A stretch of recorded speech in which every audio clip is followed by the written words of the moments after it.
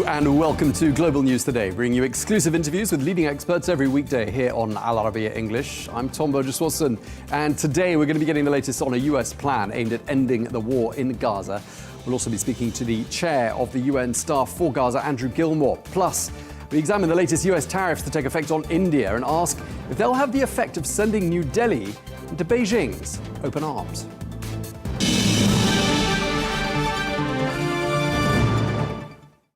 Hello and welcome to the programme. Tensions are rising not only in Gaza but also in the West Bank, where unrest has grown since the war began on the 7th of October 2023.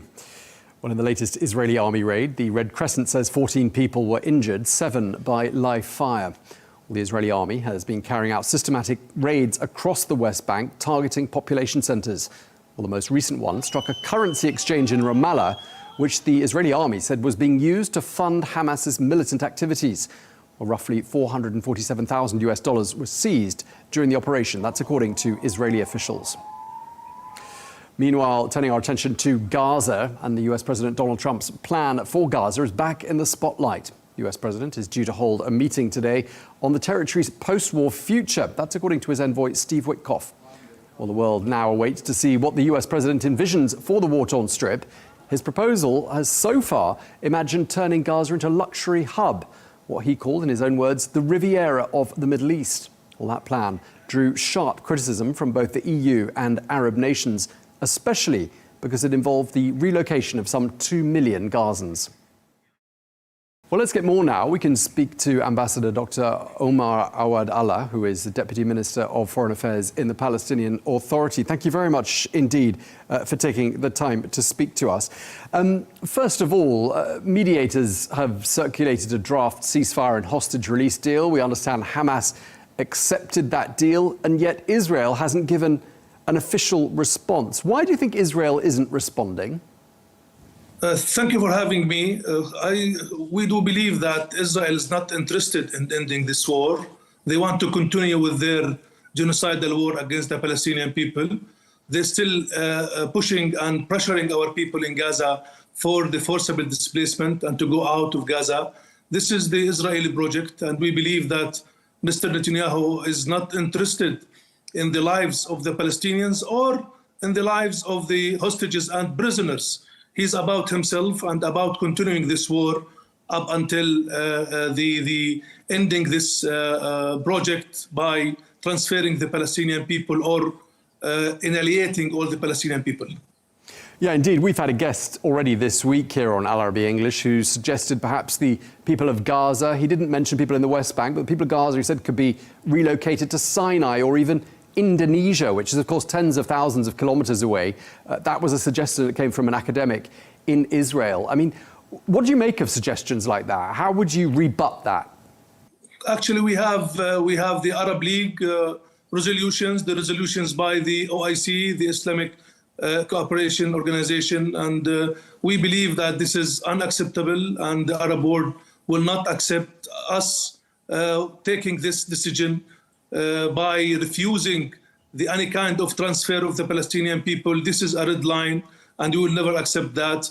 The Arab world and Indonesia and other Islamic countries, they did not accept. I will never accept this because this is a war crime, and no one will be joining Netanyahu and his government in committing such a crime against the Palestinian people. We are Palestinians. We will stay here. This is our homeland. And anyone who wants us to be transferred out of this land, they can go out of this land, but not us.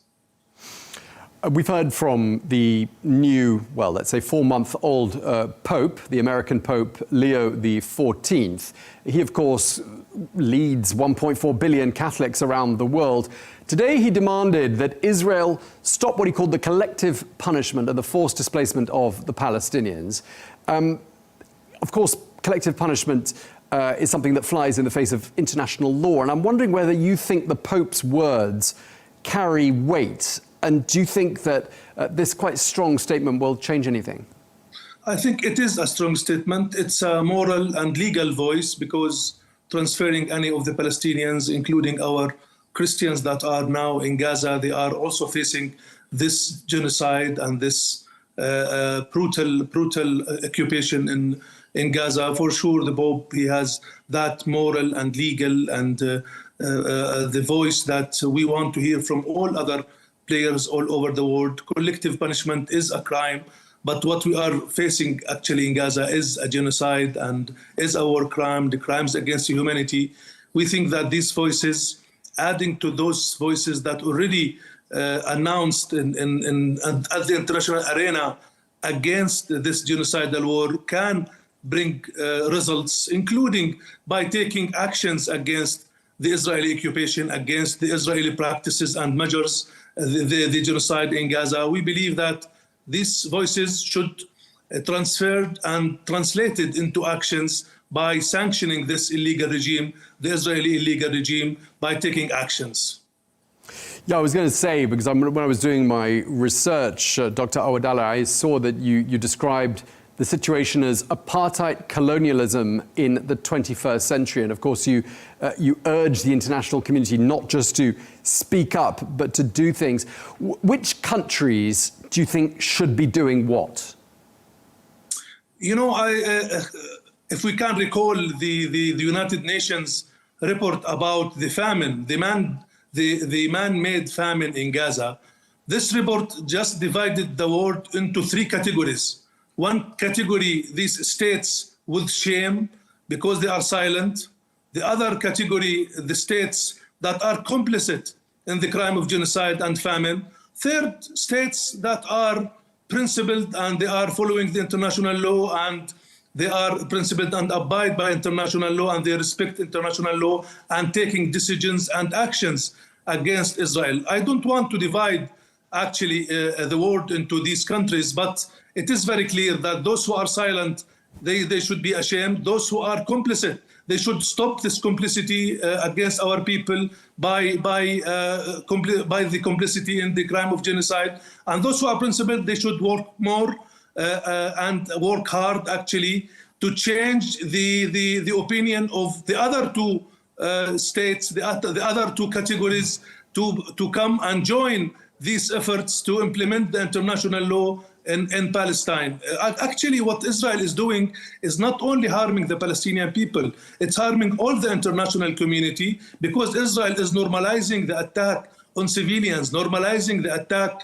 on hospitals, normalizing the attack on your colleagues, the journalists 2 days ago. They are attacking every civilian, and now they are having this famine and using the famine and starvation as a method of war. We believe it's clear, crystal clear, that the international community should take decisions. And today we have a Security Council meeting, and we are calling all states to take decisions, to put forward resolutions under Chapter 7 to resolve this and to act now to stop the genocide and the extended actually genocide to the West Bank, as you mentioned just minutes ago.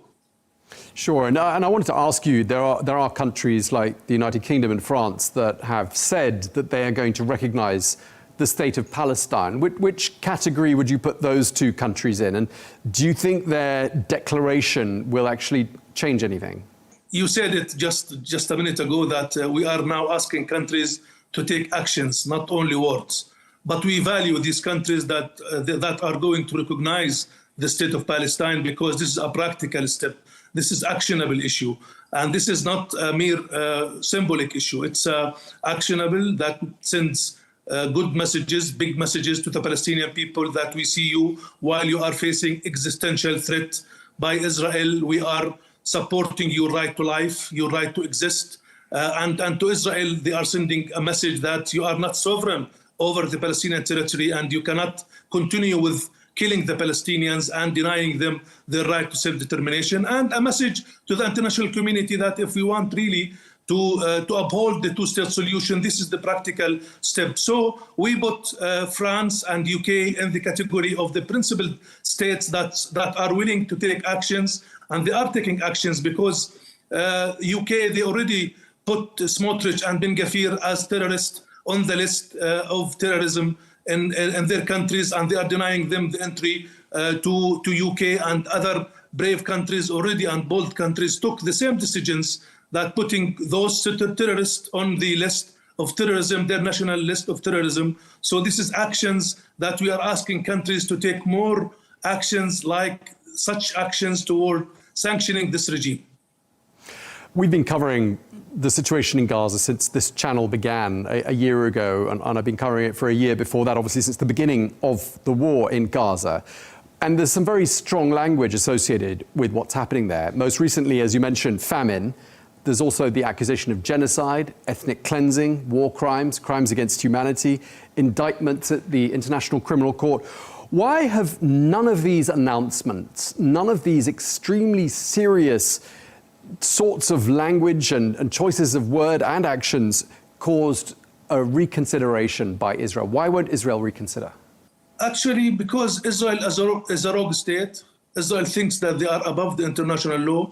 It's ruled by war criminals. Mr. Netanyahu himself, he's a war criminal and he's wanted before the International Court, Criminal Court. So he's a war criminal, and the Troika and the Israeli government are terrorists and they are settlers. And if you look at the International Court of Justice and their determination about settlements and settlers that should be evacuated, that this is illegal regime and should be end as rapidly as possible.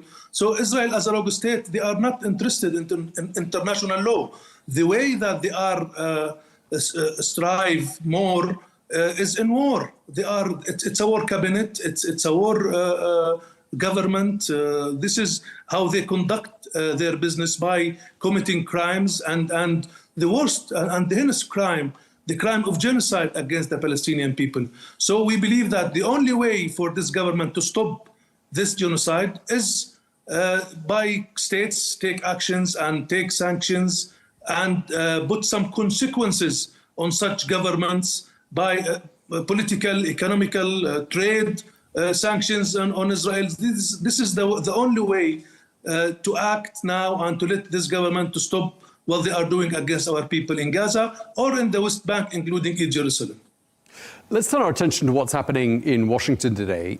President Trump hosting a White House meeting on post-war plans for Gaza. Does that give you a sense of optimism?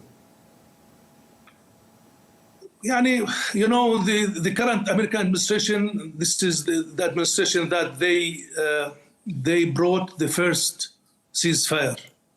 And Mr. Trump, when he was elected, the ceasefire became true, and we had a ceasefire that Israel broke in January, actually. So we believe that if the American administration wants to bring a ceasefire, they can do that by pressuring Israel. Maybe the only administration that can put pressure on Israel to stop this war, to stop this genocide, is the American administration. We as Palestinians, we all always optimistic, and we are looking forward.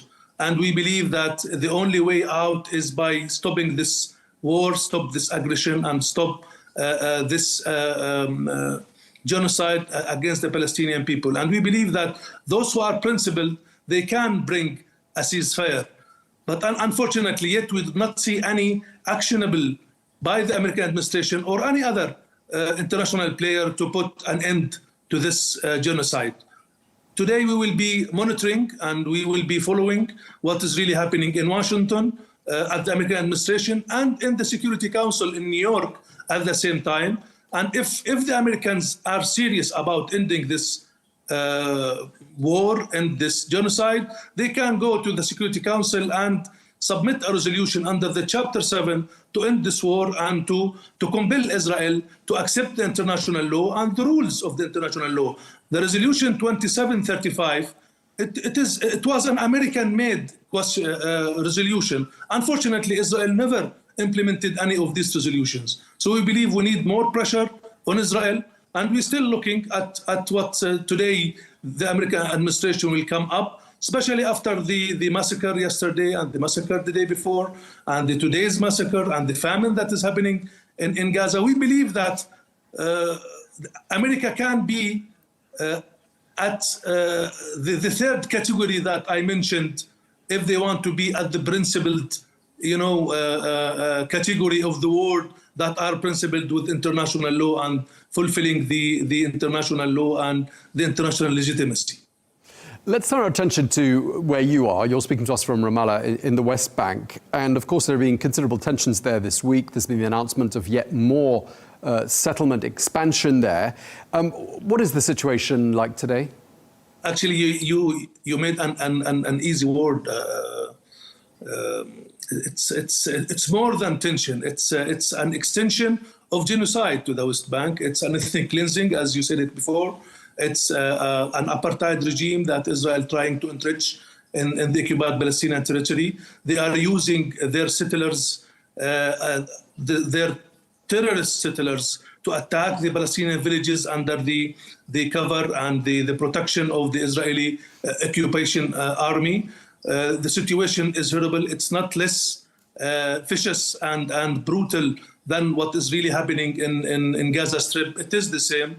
Israel is attacking all aspects of lives here. Now they are trying to start with their colonial project, which called E1, that will separate the West Bank and will divide the West Bank into two separate entities, two separate units, actually without any viability, without any connectivity. This is the textbooks, as in the textbooks, the name of the apartheid and the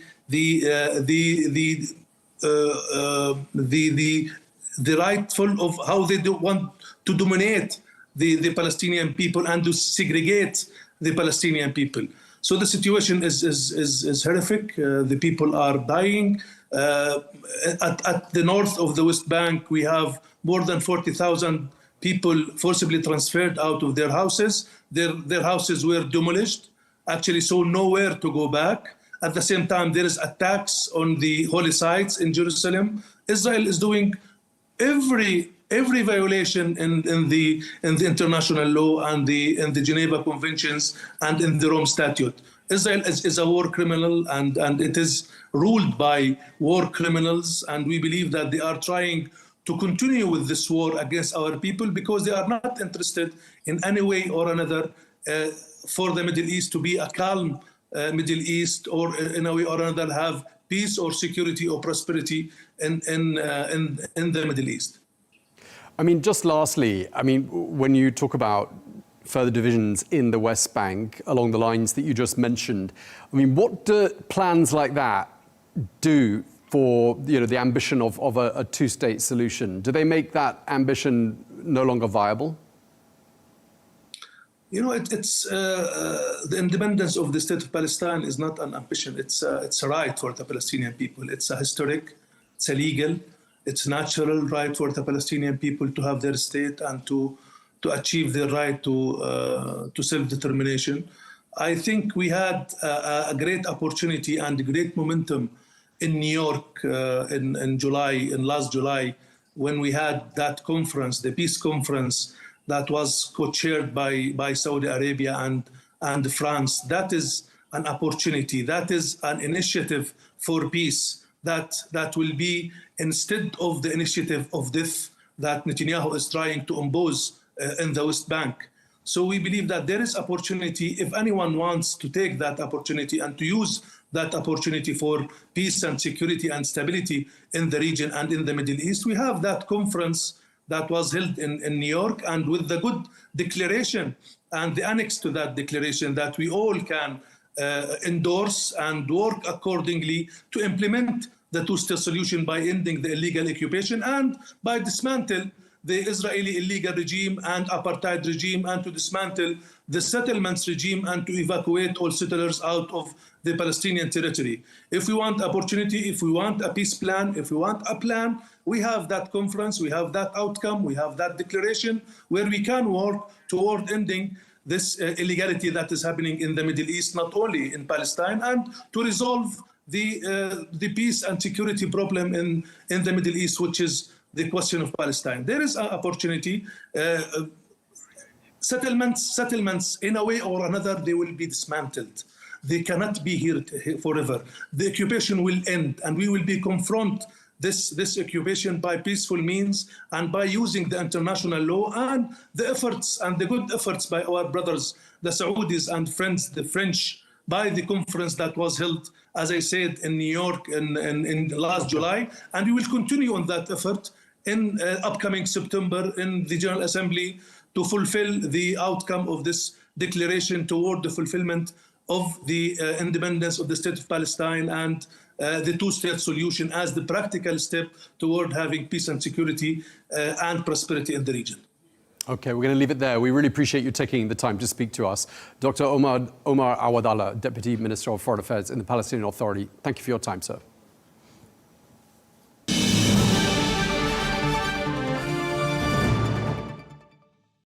Well, we're going to stay with Gaza now and turn our attention to our next guest, who is Andrew Gilmore, the former UN Assistant Secretary General for Human Rights, who served in that position from the years 2016 to 2019. He's now currently the chair of the UN staff for Gaza. Mr. Gilmore, thank you very much indeed for taking the time to speak to us. I just want to ask you about that second role that I mentioned when I introduced you just there. You took up this role 2 or 3 weeks ago, I gather. Could you just tell us what it entails and why you decided to take it on?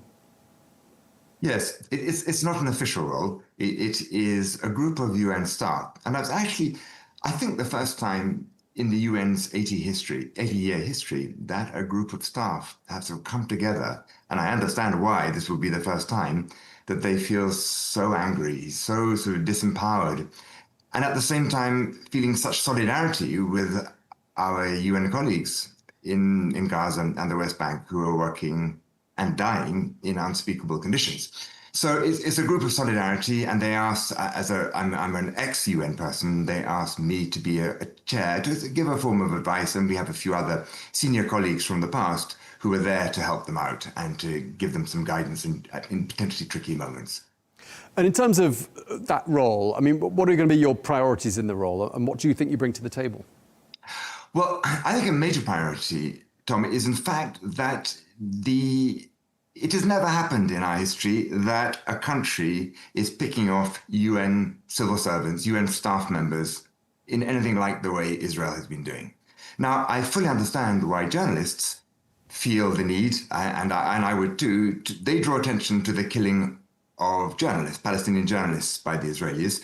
But the UN staff seem to be rather forgotten, and over 300 have been killed by Israel, many in their homes. They know exactly where they live, along with their families, and many of them working. But they're doing work mandated by governments, by the UN member states. And it seems to me particularly unfair that they're doing their work and they get killed for it. And the UN member states don't seem to be very outraged by it. The UN staff are outraged, and the Secretary General and the head of UNRWA, of course, they're all outraged, rightly. But the member states, for whom ultimately these murdered people are working, seem to get very short shrift. Nobody pays much attention to them, and I think that's pretty outrageous. So I'm rather hoping to focus a little bit more on that. It's not just the journalists, it's not just the medics, it's also the UN staff who are being systematically killed. And just tell me, because when I speak to Israeli officials and we put new figures to them and we tell them that we're horrified by news of UN workers being killed, and there's been so many cases, you know, we've almost lost track. But every time we put that to a spokesperson or someone who supports Prime Minister Netanyahu, he'll say, yes, but those individuals wore two hats. On the one hand, yes, they were doing some UN work, but on the other hand, they were Hamas operatives. How would you advise me to respond to those kinds of allegation from the Israeli? It's almost a justification they're giving me there. Of course it's a justification, and a completely dishonest one.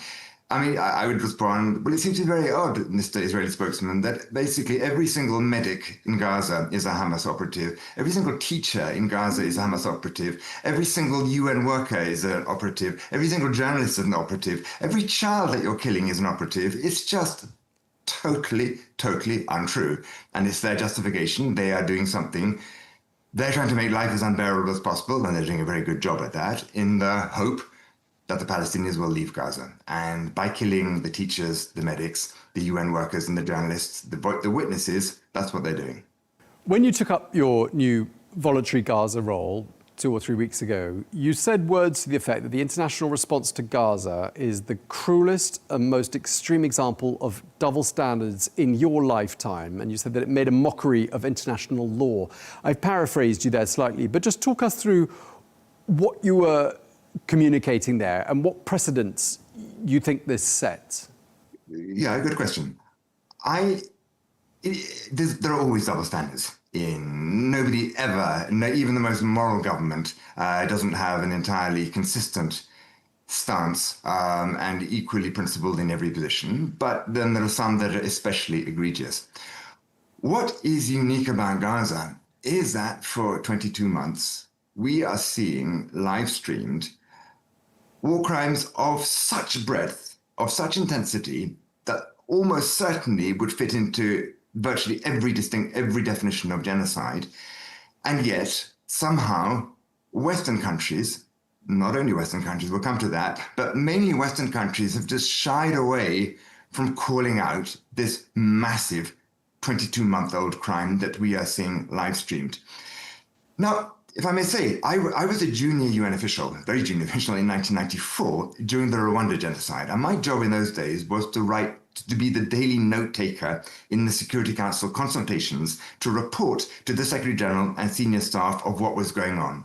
And during that time, Tom, it was one of the worst times of my life. Every day I would record the ambassadors saying, this is not genocide. You know, it's not genocide. We don't have enough evidence to say it's genocide. And they had various motivations in pretending that it wasn't. The difference between then and now is that the evidence that the UN staff had in those days, there were no iPhones, there was no email. We had like fax machines. People would send a fax a day.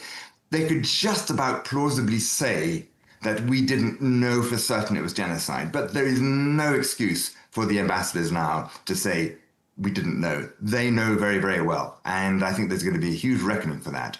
But so that's why I think it's the most extreme example of double standards. And yet the same governments are very happy to lecture other countries for their failings on human rights, but they are essentially giving pretty much a blank check, totally blank check when it comes to the Americans, and a semi-blank check when it comes to the Europeans for Israel's actions. Why is Israel being given so much leeway by these countries, given, as you say, that the evidence is there for every human on this planet to see either on their smartphone or on their television screen?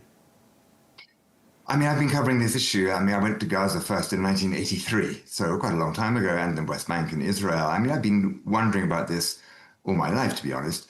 I would say perhaps two reasons in particular. One, the fear of being called out to being anti-Semitic, and that is especially acute in Germany for obvious reasons, but they still take it beyond any reasonable length in silencing their criticism of whatever action it is. And the other is to avoid pressure from the United States, and countries such as the UK and others are very wary about, or actually all countries are wary about offending the United States, and they know that if they really call out Israel for what it's actually doing, there will be a price to pay with the Americans. So those, I think, are the two main reasons why the normal rules of the game do not apply to the actions of the Israeli Defense Forces. And do you think that explains the open letter that the French President Emmanuel Macron has written to Prime Minister Netanyahu, saying to him, stop weaponizing this word, anti-Semitism? I'm wondering whether you think that letter by President Macron has sort of, hit the bullseye in a way, and whether it's going to have any effect. Well, I certainly think I agreed with it wholeheartedly with the thought behind it.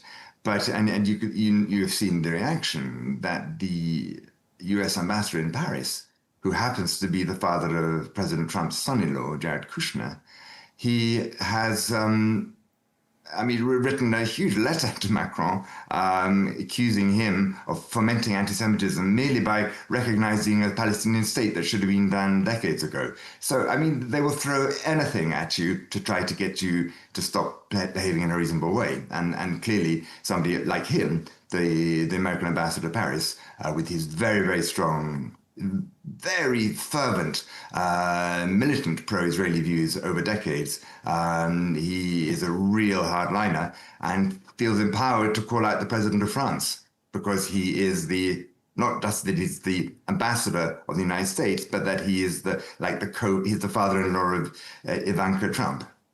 Indeed. I want to pick up on something you were saying a little earlier on, talking about a day of reckoning. And in the past, you're quoted as saying that some people are going to end up on trial at The Hague. I was just wondering who you had in mind when you said that. I will say the reckoning, and I'm not putting this in a biblical sense, a day of reckoning, but there will be a reckoning, as there always is at some time. I don't know when that will be. And it won't just be the people ordering these relentless strikes, the relentless sniper attacks on Palestinian children, the bombing of schools and hospitals. It will be everybody who supported them militarily, politically, and morally.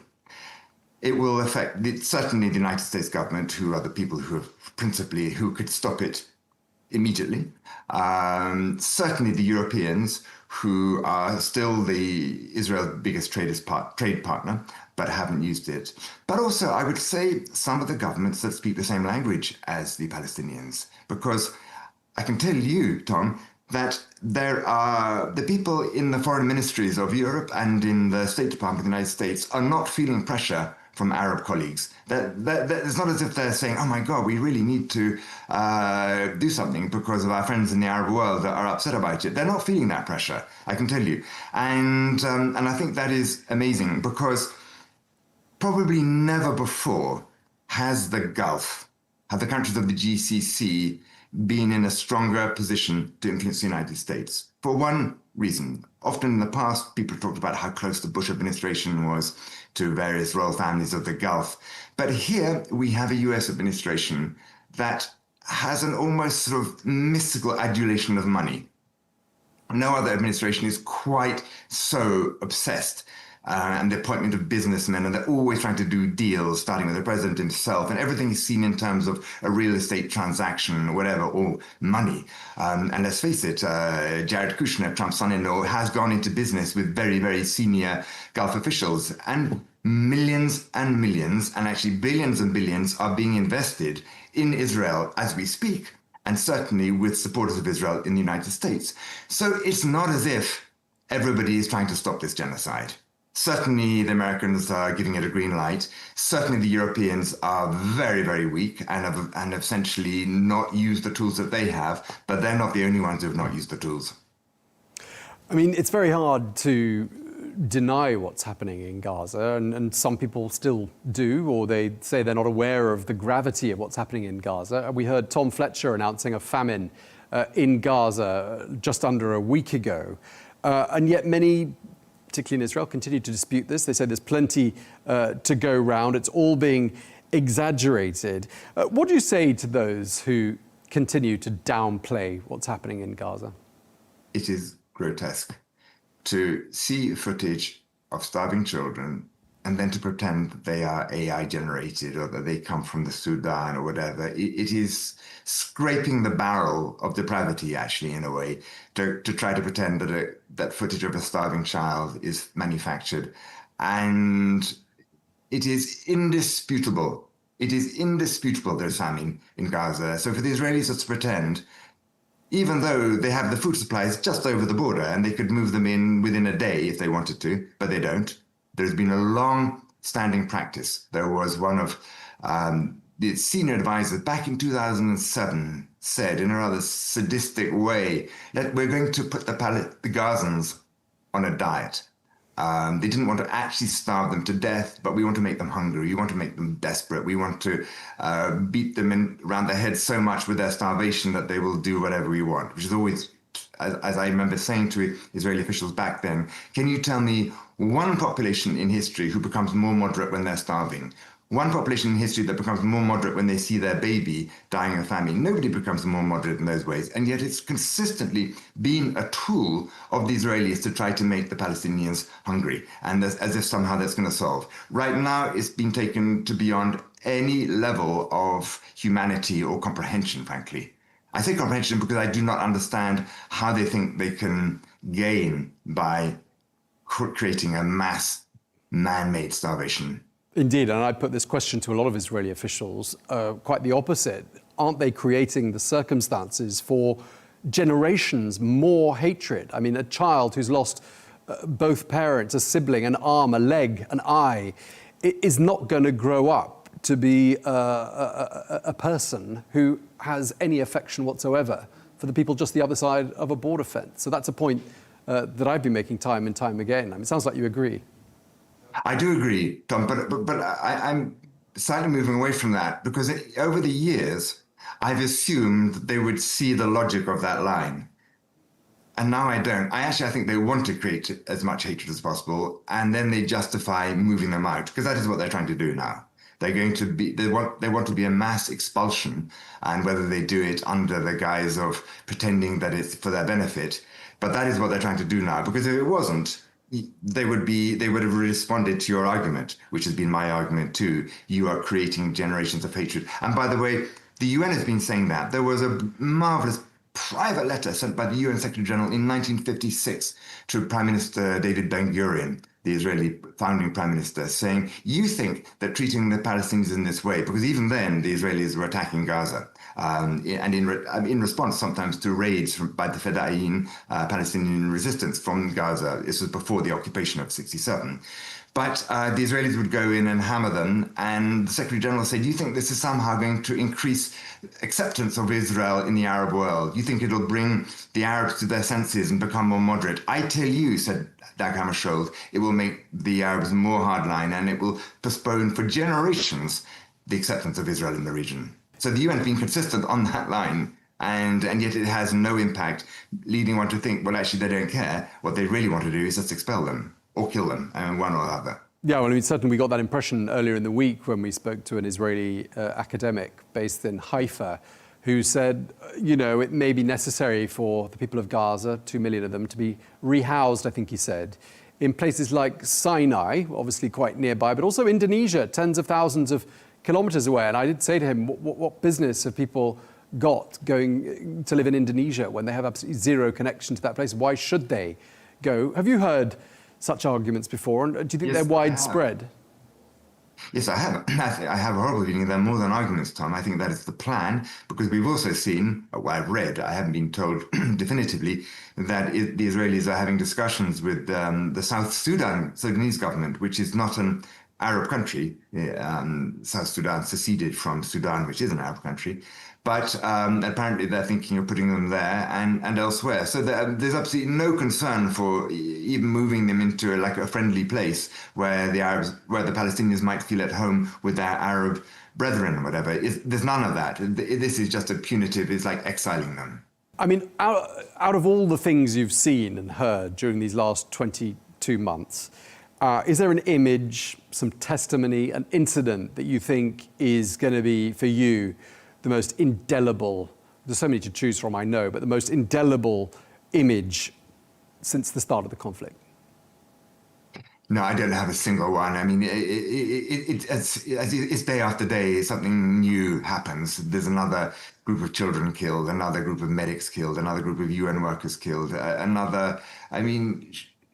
shooting people who are queuing for food is just unfathomable. I mean, you make them so desperate and so hungry, and the food is so little that inevitably there's a bit of desperation and they rush for the food at the end, and then calmly shooting them, which is what they've been doing on a pretty regular basis over the last few weeks, is as I would say, unfathomable in its cruelty. I don't get it. I really don't get that. Just lastly, sir, I mean, talks are taking place in Washington today. We don't know exactly what the nature of the talks is and what will be decided. But in that context, is there a message you have for President Trump, for his administration? What would be your appeal to them to put a stop to this? I would say to American officials, I said, look, it's very clear that your president thinks he is a major mediator for peace. He's talking every single day about the conflicts he's stopping. He can never be considered for a really major prize if he's actively allowing a genocide to go on under his watch. I would say if you are serious about presenting your president as a man of peace, then get him to stop this ghastly set of activities every single day and the set of bloodshed of children and civilians being killed every single day. Okay, that's where we're going to leave it. Thank you very much indeed. We appreciate you taking the time to speak to us as ever. Andrew Gilmore, former UN Assistant Secretary General for Human Rights. Thank you again. In other news, India has been hit with some of the highest tariffs in the world. This after the US President Donald Trump slapped a 50% tax on Indian goods. His reason? Because of India's purchase of Russian oil and weapons. Well, as the world's fifth largest economy and one of America's closest trading partners, this could shake up global trade. Well, the Indian Prime Minister Narendra Modi has struck back, urging his country to focus on self-reliance. Well, let's get more now. We can speak to Stephen Vaughan, former United States Trade Representative and former General Counsel to the US Trade Representative. Thank you very much indeed for taking the time to speak to us. Really appreciate it. What's President Trump aiming to achieve here with these hefty tariffs that have just taken effect on India? Well, I think first of all, we've had a number of trade disputes with India down through the years. They run a fairly significant trade surplus with the United States, and that's been a concern of the U.S. government for a long time. But I think he's also been very much affected by the ongoing trade between the U.S., between India and Russia. And he's made very clear that he's not happy with India buying so much Russian oil. He feels like that's supporting some of the activities that Russia's undertaking in Ukraine. And I think this is part of an effort to get them to engage and to take that issue more seriously. And which sectors of the Indian economy do you think are going to be most hard hit? I think it's not so much, obviously manufacturing will take a hit. They have a very robust manufacturing sector and obviously they would normally be looking to sort of grow and take more market share, particularly given the tariffs on China. So that's going to be a challenge for them. It's also going to make it more difficult for them as people are looking for alternatives to China and potential different ways of serving the U.S. market. It's going to make it harder for India to compete for that business. So I would say basically anything in the manufacturing sector, anything where they might otherwise have more of an opportunity to take sales from China. I mean, this is a major economy we're talking about here. More than 1 billion people live in India. We're talking about the fifth biggest economy in the world. And it is, in fact, according to some estimates, the world's fastest growing economy. Do you think this is going to change that? Do you think that speed of growth is going to come down a few notches as a result of these tariffs? Well, I certainly think it's going to be a challenge for them. I mean, obviously they have an export-oriented economy, and like a lot of countries, they've sort of looked to build up a lot of capacity in that market and try to serve other countries by exporting. The U.S. if you're an exporter, the U.S. is the best market in the world. There's no other market that's been as open. There's no other big country that's been willing to run the type of trade deficits that we've been willing to run. There's no other market that has the kind of distribution system that we have. So it's just a really great market to be in. And it's going to be very difficult, I think, for them to maintain their current trajectory if they don't have access to this market. But they do have other trade partners, the European Union, the United Kingdom, Australia, Gulf countries. I mean, do you think they're simply going to redirect their efforts to countries they perceive as being less hostile as trading partners? I'm sure they're going to try that, but there's a couple of problems. First of all, there's not any other economy that's as big as the U.S. and as open as the U.S. China is a big economy. It's not a very open economy. Europe is already facing a large amount of pressure on its own end in terms of increasing volumes of imports that they're seeing from China and from other markets. And then once you get beyond those two economies, you don't have the same scale really anywhere else. So I think it is going to be a real challenge for them to try to replace any lost sales to the U.S. market. The Indian Prime Minister is set to visit China at the end of this month. Some might argue that the United States has thrust India into the very open arms of China. What would you say to that? I mean, look, I think that, again, the problem here is that India is supporting Russia and helping Russia to get around our sanctions. So it's going to be difficult to go to U.S. policymakers and say, we need to be doing more favors for India at a time when India is taking such a hostile line in terms of its own attitude toward geopolitical issues. So I think that's going to be a difficult argument to make over here. Do you think there's a message in here for the rest of the world, which is, when the United States imposes sanctions on a country, you simply do not try to circumvent them. Is that the key message contained in this?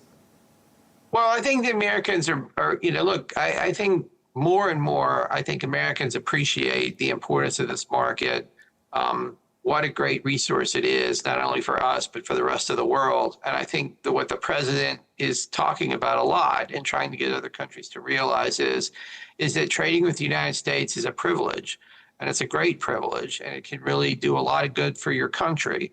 But it is a privilege. And if you don't want to be cooperative with us and you want to be independent and you want to pursue totally policies that we regard as hostile or adverse to our interests, that's obviously your right as a free and sovereign country, but it is going to have consequences in terms of how much access you have to this market.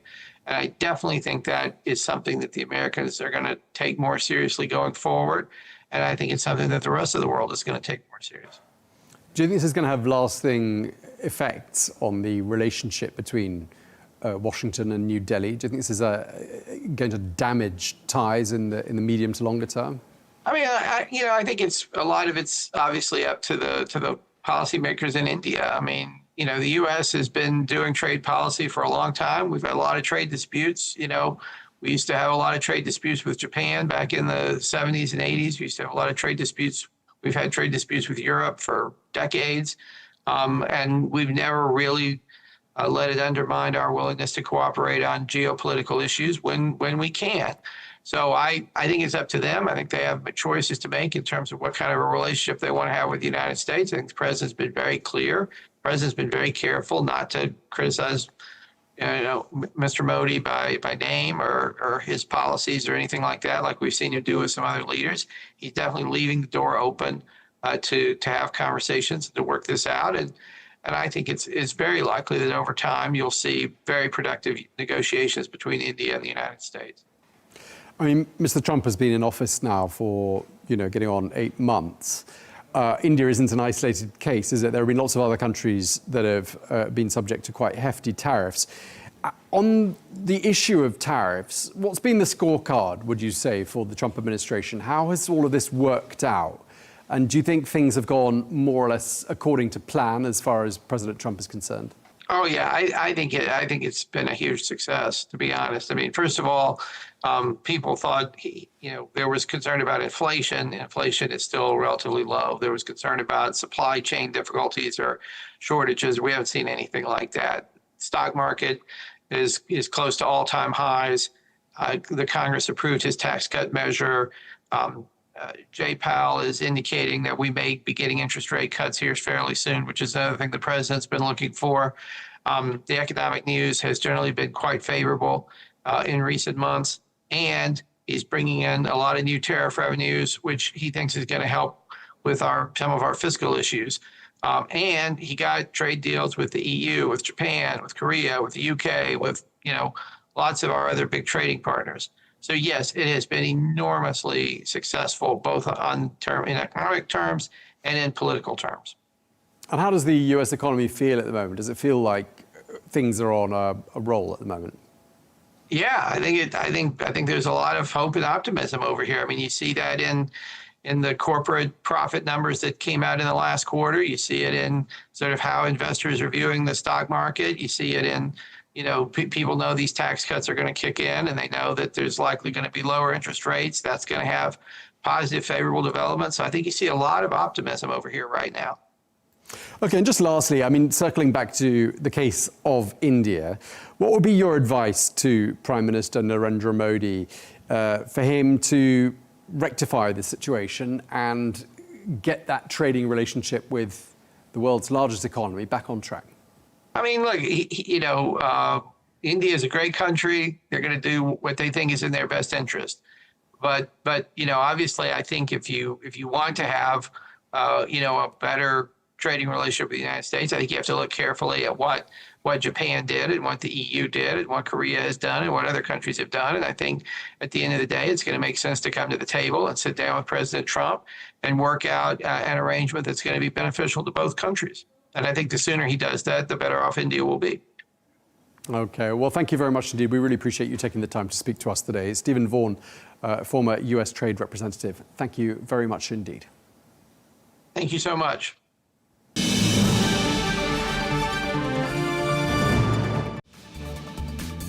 Well, that is all we have time for on Global News today. Thank you very much indeed for watching. Be sure to join us again tomorrow for more exclusive interviews. Until then, bye-bye.